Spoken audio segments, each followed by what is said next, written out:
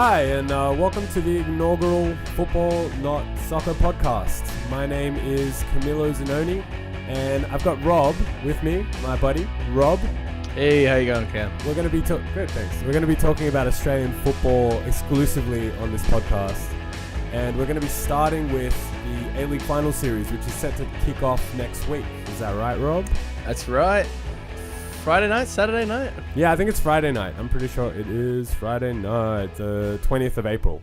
So we're going to get straight into it. I guess, should we give a quick rundown of what this podcast is? Yeah, definitely. Yeah. So we're a couple of punters. We're big fans of football, Rob and I. And I think we've seen that there's a tiny bit of a gap in terms of what kind of podcasting... what kind of podcasts there are about Australian football, particularly in Australia. And so we're going to try and bring something out to the people that maybe we think they'll be able to, something a bit more relatable. Maybe something a bit more away from the major media outlets or the bigger stakeholders in the game already. Something that people might just associate with a bit more. Something not from journalists. Yeah, something 100%. Not from people that are, Well, we didn't have any investment in the particular right. The brand, so we're looking at it very objectively. That's the idea anyway. So we're gonna get straight into the first elimination final, which is next Friday. Melbourne City are taking on Brisbane Roar. Now, in terms of these two teams, the last 5 games have seen. I think particularly, they both seem to have 3 wins over the last 5 games, and Brisbane finished strong, beating Perth to nab the final spot in the last round there from the Wanderers. Did you watch the game? What do you think? So I think, let's not talk about Perth too much because we're going to try and cover Brisbane. But Absolutely, I think 3 goals, that's really going to give them a bunch of confidence going into that last game, 100%. Especially after that loss from West Sydney that was a bit toothless. They had a pretty easy running after the Sydney game, which they won. So let's just talk about the last 4 games. They had Central Coast, which far out. Central Coast are bad. Got to win that. So they had 2 wooden spoons in a row. Anyway. They had a draw with Wellington before Central Coast, and then they had that loss to West Sydney. So really the only strong indication we have of the game, of their form, really going into the finals of a game that's meaningful at all, was that Perth game. Yeah.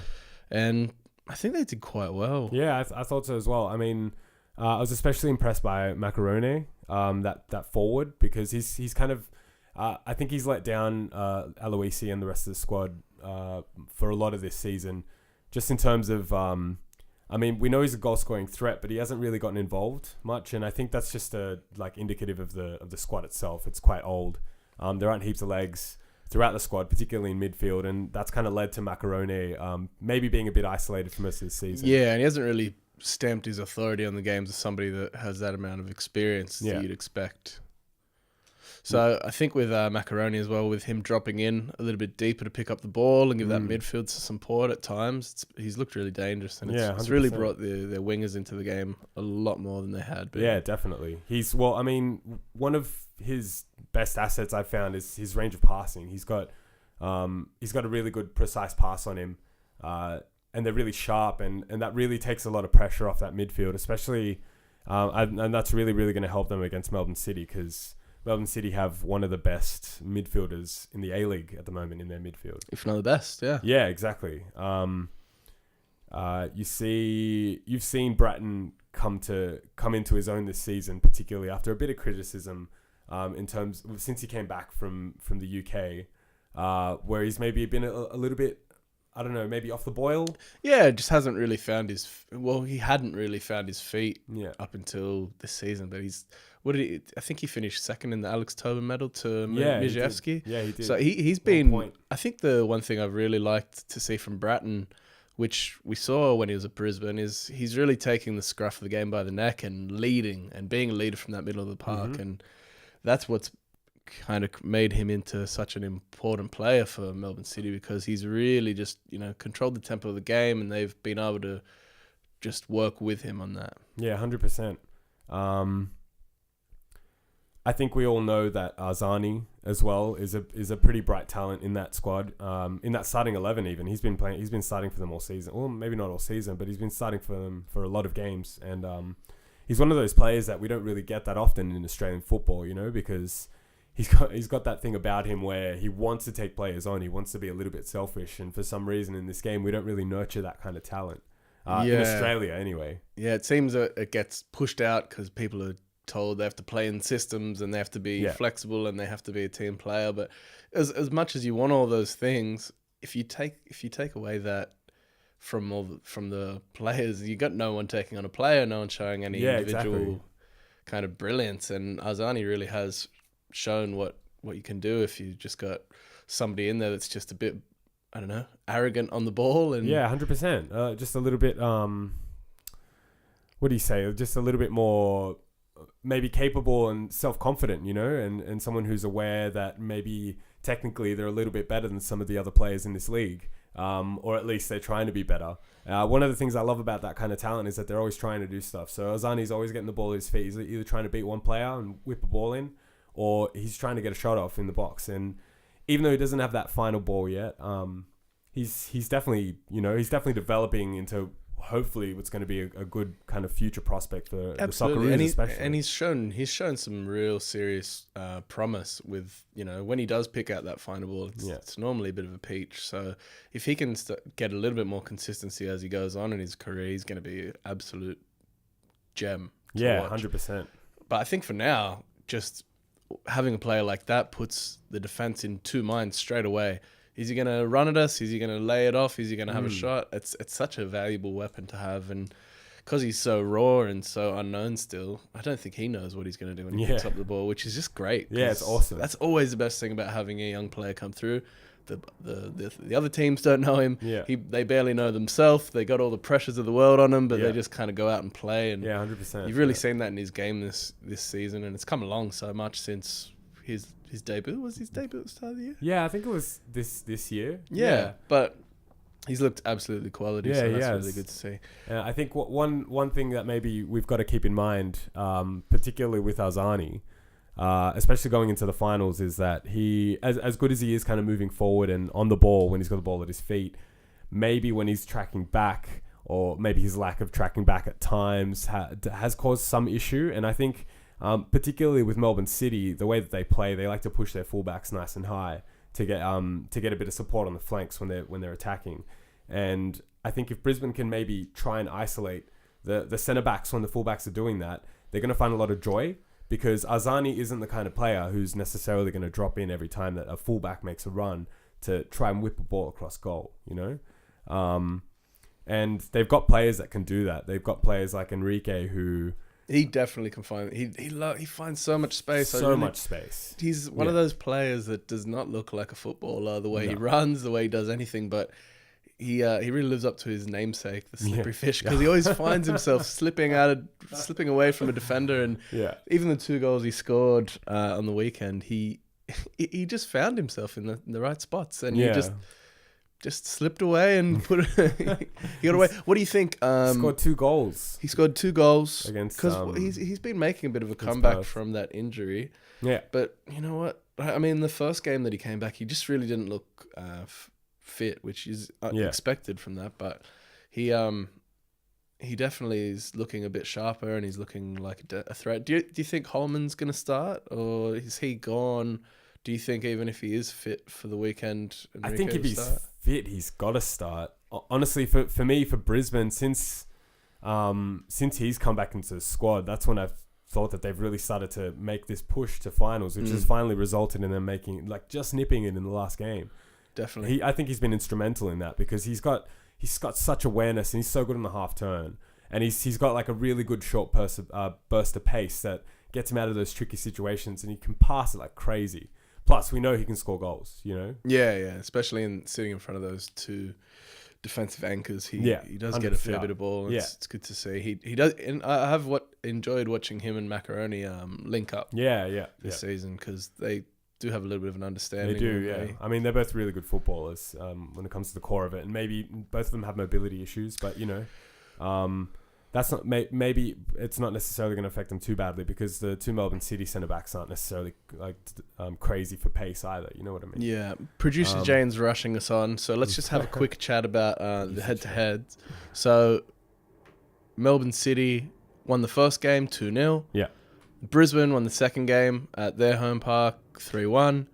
And then Melbourne City won 2-1. So in February. So it's been quite a while since they've played each other. Yeah, it's been a couple of months. And the bulk of their games happened. The first two games happened right at the start of the season. So it's going to be interesting to see how this how they match up. This plays out. I have to say, if I'm gonna just put my hand up and say who's going to win this game, I've got to go with City, just with their form, just with the way they've been playing, besides the weekend with that Wellington loss. But let's just put that down to just a mental break, just knowing that they've already got their position in the finals, knowing they had that third place wrapped up. And I think that's fair. Knowing that they have a final, maybe they're not putting 100% on the pitch against a team that's going to finish last or second last. So I'm happy to scrap their last loss. But the 3 wins before that, they look so dangerous. And if I have to put my money on it, although if Brisbane Roar show up with their first 11, they're very strong. I think City have got to be better, especially with the way that Vidicic and Fornaroli have been playing up front, because they're such a threat. Oh yeah. And then that's again, we talked about Arzani so much, but Vidicic, loads of experience. Fornaroli, probably on his day, is very close to one of the best players in the league for me. Anyway, I don't know.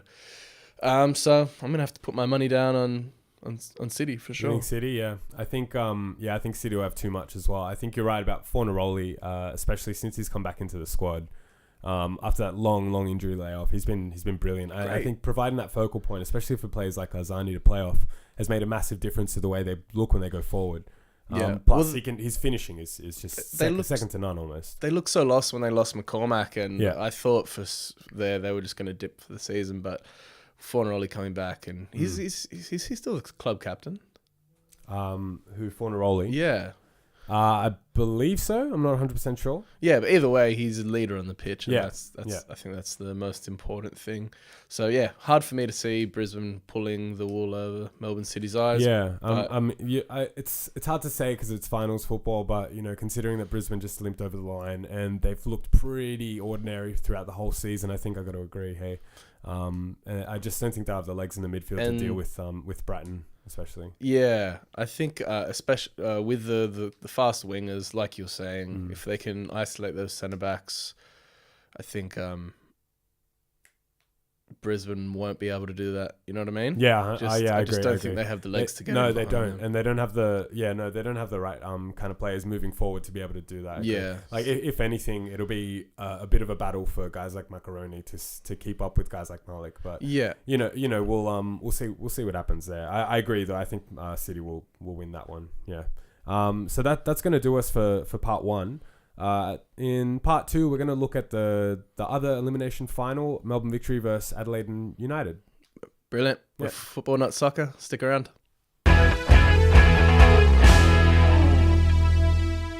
Welcome back to part 2 of Football, Not Soccer, your premier Australian football podcast. My name's Camilo. I've got Rob with me here, and we are talking about the A-League final series, which is kicking off on Friday, and this part's going to be dedicated mostly to the Melbourne Victory Adelaide United game, which is at Amy Park. That game's happening on Sunday.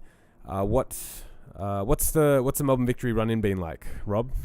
Perfect. So let's just have a little quick chat. Let's just talk about the last 5 games. The run-in's been perfect.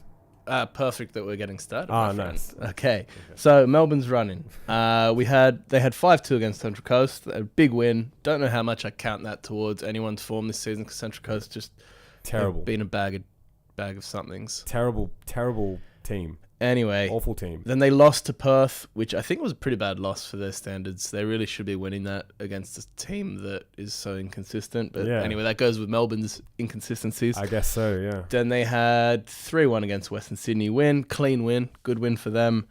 2-1 win against Wellington.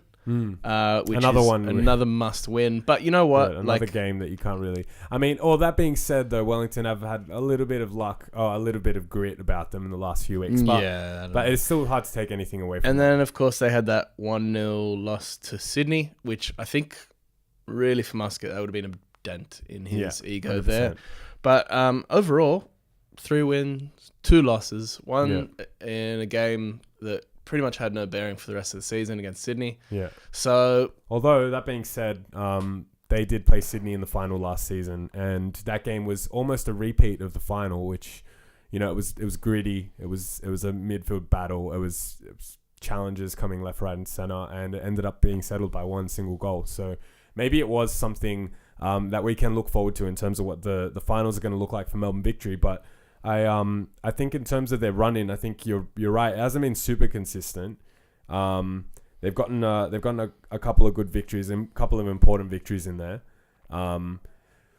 What do you think they offer going forward, I suppose, in terms of how they're going to dent or how they're going to attack Adelaide United in this elimination final? What can Melbourne Victory bring to the table? Well, we know what their weapons are. Yeah. You know, they're not a particularly predictable team, but we know exactly what their outlets are and we know how they play roughly. Mm-hmm. So what are the outlets? So we got Leroy George. Yeah. And he has, for me, been their best player this season. He's been their brightest spark. He's been somebody who can create something out of nothing. Mm-hmm. Barisha, always a deadly threat in front of goals. Yeah. Maybe not the Barisha of old. That was a little bit less mobile. A little bit less mobile, but still, again, he's got so much tenacity to him, and he's got so much passion, and he's so lethal in front of goals that you gotta give that to Barisha. Don't give him a chance. Barbarousis. Yeah, on the wing. I think he has maybe not been as good as he should have been, particularly in the run-in. But Barbarousis is another player that can always a weapon. You can't. Oh yeah, we can't write him off. No, you can't, because he could just turn up for the finals and be in the mood. 100%. Troisi has another one that hasn't been putting back-to-back good performances together all year. He's somebody that should be a lot more influential in that team than he has been. And actually, to be quite honest, he's had a disappointing year. Yeah. So I think that his and Barbarousas's inconsistency this season is a little bit kind of indicative as well of Victory's form overall, because you're right, those two should be a lot more influential. Absolutely, over the squad, especially Troisi, because he's somebody who can put his foot on the ball. Yeah, man, and control the pace. Asian Cup. Yeah, absolutely, and he should be able to control the pace of the game and should be able to help the midfield out a lot more in terms of controlling a match. And he just hasn't been able to do it this year. I'm not sure 100% why. I'm not sure if he's just been a bit out of form. Yeah. That's simple as it can be for a footballer sometimes. Or he's just grown stale playing in the A-League. I'm not sure. But he still shows glimpses of brilliance. He had a bit of a weird preseason, didn't he? Troisi. The way he re-signed. Yeah, didn't he? He signed for some Israeli team, and then he went, and then he turned down the move, or something happened with the medical or something. And then, so he ends up at Melbourne Victory, and he hasn't necessarily shown up how you would have expected him to. I think the fact that George has also been inconsistent, even though you're right, he's been their best player, and he's got he's real good pace, and he's really good technically. And I think making the kind of runs that a guy like Antonis can really enjoy from the midfield. And I think we haven't really spoken about their midfield, but we've got Terry Antonis in there and Carl Valeri, who maybe Carl Valeri isn't necessarily going to run you ragged across the pitch, but he is definitely very composed on the ball, and he can ping passes. You know what I mean? He's a leader. He's a leader, massive leader. Career. He started at in Italy. He's got pedigree. Yeah, and he's a good footballer. So you can't 100% knock him. Antonis is a great footballer, lacking a bit of mongrel, lacking a bit of, I don't know, what would you call it? A bit of guidance in the way that he plays. Yeah, maybe a bit of it's not the aggressiveness, but you're right. He's not 100% on it. I think not yet. And for somebody with such massive potential, he hopefully he gets whatever he needs to get right. He gets a good run of games in the A-League. Yeah. Put him back into the form that we saw before he left the A-League, which he was 3 years ago, 2.5-3 years ago. Yeah, that's right. So but in terms for this game, they have all the weapons that they need. Yeah, absolutely, and I think Adelaide are going to have a game on their hands against Melbourne Victory in this elimination final. Adelaide themselves, what's their run in been like? Because they've had a pretty decent run in. They have 3 wins. I think they've only had that one blip. But let's go back to the last 5 games just to have a little bit of look at their form. Please. They had a draw with Melbourne City, yeah, which is a Melbourne City team that was in quite good form there. Then they had a big win over Newcastle. Can't say how important that is because that was at a time when Newcastle was struggling for form, but they absolutely punished. It was 5-2. 5-2, huge game. Huge win for Adelaide because I don't think they're the biggest goal-scoring team in the A-League. No. So 5 goals for them is massive. Yeah, especially against a team like Newcastle, who have been far and away the second best team in the A-League this season. And we'll touch a bit more on that a bit later. But even close to the best attacking threat, I think. Totally. Anyway, we'll talk about it in a second. Then they had a 3-1 win over Wellington, which although Wellington aren't the best judge of a high quality team. No. You need to win those games. You need to have comfortable wins, and 3-1 is definitely a comfortable win in my books. They had a massive blip a fortnight ago against Sydney FC. 3-0 loss, and they didn't turn up. But then also I think that showed a bit of what Sydney has been the last 2 years, and that is head and shoulders above. I agree, but I think Adelaide, you're right, I don't think Adelaide were on it that day. And they weren't on it. I think they let Sydney FC take advantage of those frailties, and I think if you do that against a team like Sydney FC, they will do that to you. But you're right, it was a blip because overall their running has been great, and they finished this season off super brilliantly. Strong. Yeah, because that win against Western Sydney, when essentially Adelaide had nothing to really play for in terms of emotionally and passionate, like in that time. What's because the Western Sydney, Western Sydney had everything to play for in that game. And Adelaide managed that match really well. Mm-hmm. And I think they did a fantastic job making sure that West Sydney plummeted out of the finals like they did. Yeah, they stayed composed. I think the red card really hurt Western Sydney Wanderers, and it was a bit of a shame to see them go out because I think, and you've expressed this sentiment before, but I think a good A-League needs the 2 Sydney and the 2 Melbourne teams to be strong and to be in the finals, or at least to be challenging all the other teams to make it difficult for them to make it into the finals. I think although they did run Brisbane to the wire this season, I still think that they did go out with a bit of a whimper last night. And Adelaide, you're right. Adelaide didn't really have that much to play for, but it is a pretty strong statement going into the finals, I think, because they showed what they can do. They sat really tight. They broke hard against Western Sydney when they were pushing forward, and I think particularly against teams like Sydney FC, that's going to be a really good benefit to them because they know that they can beat the top teams in the A-League, and going into the final. Against Melbourne Victory, they've had pretty good form in those games this season, haven't they? Against Victory, yeah, they have. I mean, all but that 3-0 from Melbourne, but they had the FFA Cup win 3-0. Mm-hmm.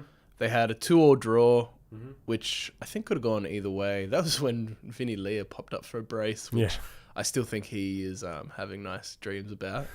And then they had the 2-1 win. With Blackwood and Diawara scoring against Melbourne. 2 hugely important players for them in the finals. Definitely. And then there was the Melbourne win 3-0 in late Feb, which I think might actually play on the back of their minds. Adelaide? Yep, definitely. Yeah. But knowing the way that Kurz will set up, he will be ropeable, and he'll be reminding his players that they lost their last game 3-0. Yeah, and just to tighten up. So what do you think? Like a pretty compact back four. Well, that's how he likes to set up. Yeah, he likes to have a very very structured team. Yeah, and I love that about him and his management style because. You can see they all know their jobs. Yeah. And Adelaide, if you look player for player in the A-League, they have a very good team, but they don't have any superstars. They don't have any of these players. They don't have an Inkovic. They don't have a George. They have good players there, good footballers, but they don't have superstars. But they've performed quite well for, I think, what their squad is and who their manager is. I really like Daniel Adlung. Yeah. He's really good player. Blackwood's good to have in the squad because he's looking like he's coming into his own as a striker, which takes a few years for a striker. Definitely. And I think the big thing with Blackwood is that he's getting a chance, back-to-back games, playing 90 minutes, and having the opportunity to make mistakes and still having a chance to start games, I think is a big thing for him because he didn't get that chance at Sydney FC. Yeah, every player needs that when they're coming through. Definitely. You need proper games. Love Nikola Milojevic, like Diawara. So they've got the weapons. Yeah. And I think they can do it because that Melbourne Victory defence, although they are pretty full of experienced players with Williams and Broxham and Donaghy, they've looked frail at times. Yeah, they have. They've looked a bit not weak but unorganised is the best way I could describe that. Put them under pressure. Has Broxham been playing back there? Have I seen that happen? I'm pretty sure I've seen Broxham playing a couple of games back there as well. Yeah. And he's from memory, at least he's from playing watching. left back in some games. Yeah, exactly. And but he's an experienced campaigner. He's an experienced campaigner, but he can lose his head. And I think you're right about Melbourne Victory being a little bit showing a few frailties at the back, and Adelaide will be able to exploit that. They have been better in the last. They have been, and I think it's set up nicely to be a really good elimination final. So we're looking forward to that one on Sunday the 22nd of April. Melbourne Victory taking on Adelaide United at Amy Park. Final word, Cam. Yeah. Who's going to win it? I think Adelaide might nick it, actually. I think they've shown in the last few weeks that they have the discipline, they have the tactical nous in a really good manager, and I think they've got the players that can hurt Melbourne Victory. It all depends on Melbourne Victory showing up. That's exactly what I was just going to say. Because if Barbarouses and Troisi decide to have a game, then Melbourne Victory can win easily. But I'm going to stick by it. I think I'll go for Adelaide. I'm going to take Adelaide to nick it as well. I think it'll be tight. I think it'll be real tight. It's going to be real tight and gross. Yeah, it's not going to be great. That's it for part 2. We're going to take a quick break before we come back for part 3 and talk a little bit more about the lovely Australian tradition of finals football. Brilliant. See you soon.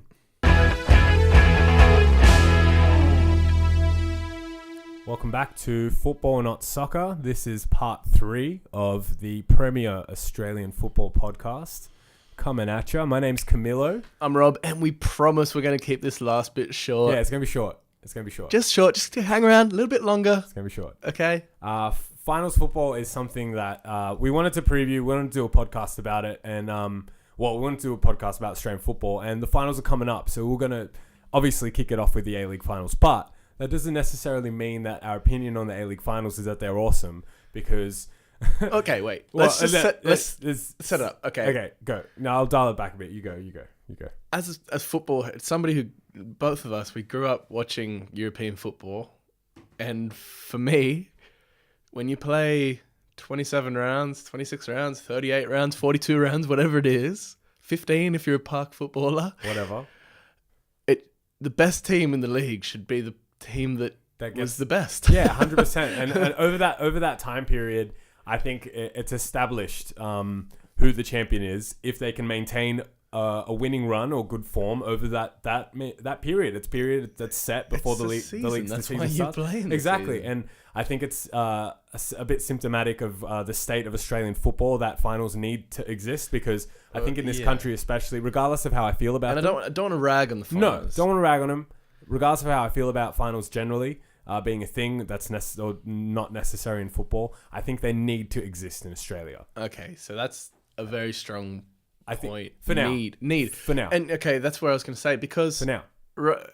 In terms of raising the profile of the league, you need this exciting end because culturally Australians in all our sports are used to having a finals and the drama of the finals and everyone and you know I don't particularly hate the finals in terms of watching games because you are getting the best teams playing against each other, so and it's a little bit more football at the end of the year. It's a little bit more bite.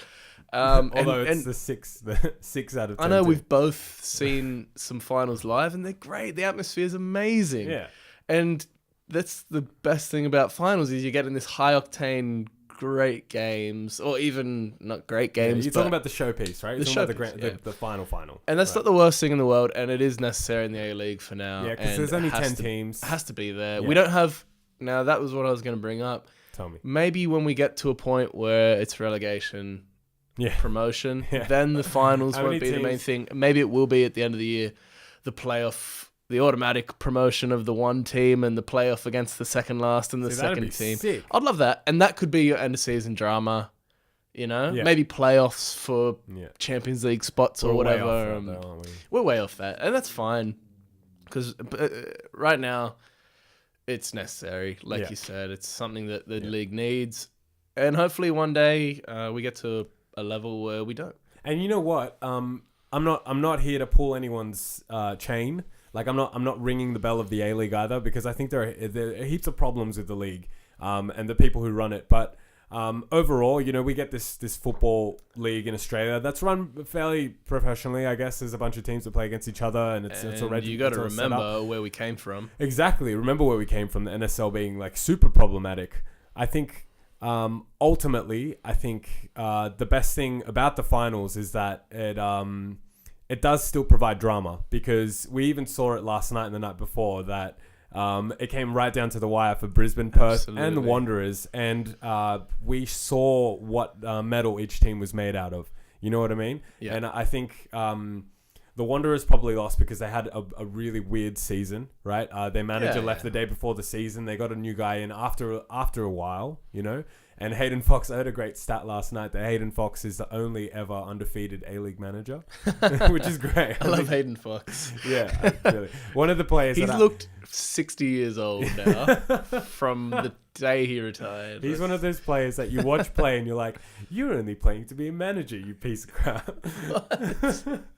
Anyway, whatever. I think it's necessary, and you still get drama, and we're probably still another 10, 20 years off that whole relegation promotion thing. Yeah. Anyway, and at the moment, we're still trying to populate the league that we have, you know?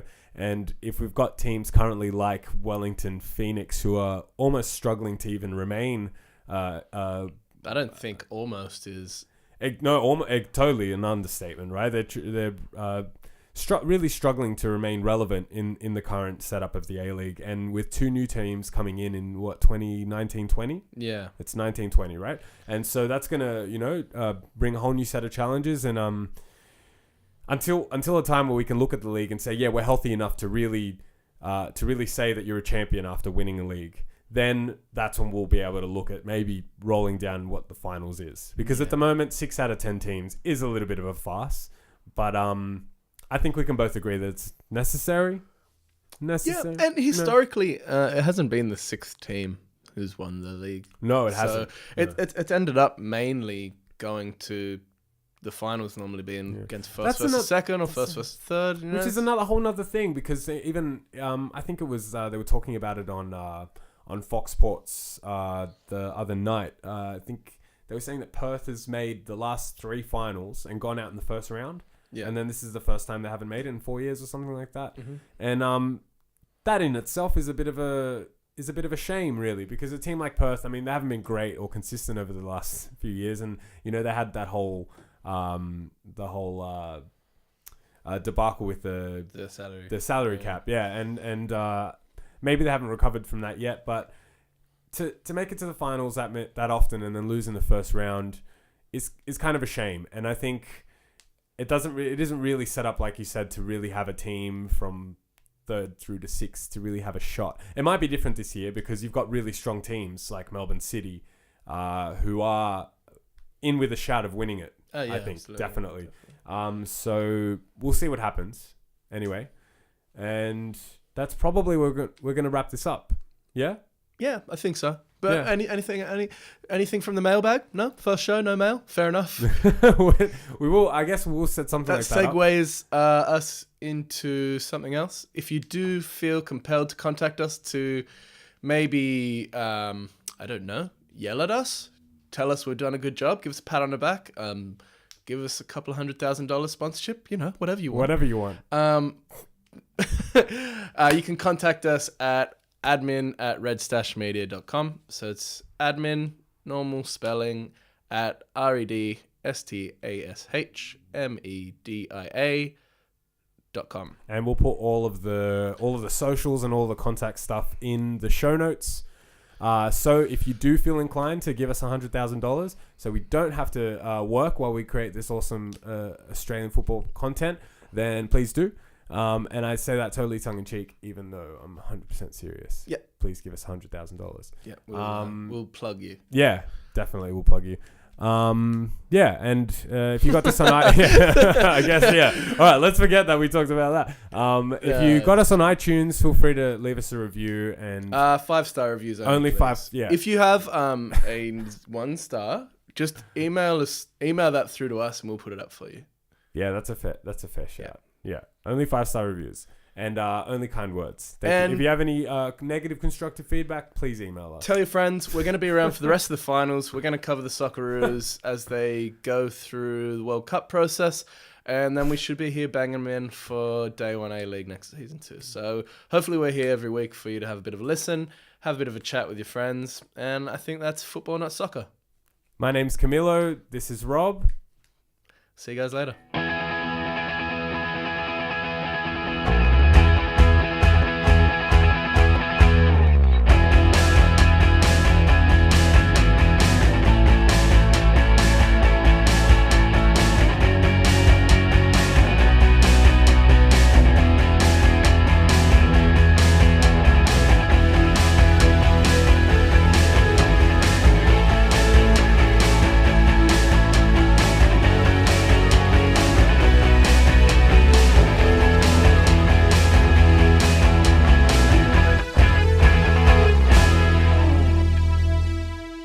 This has been a Red Stash Media production.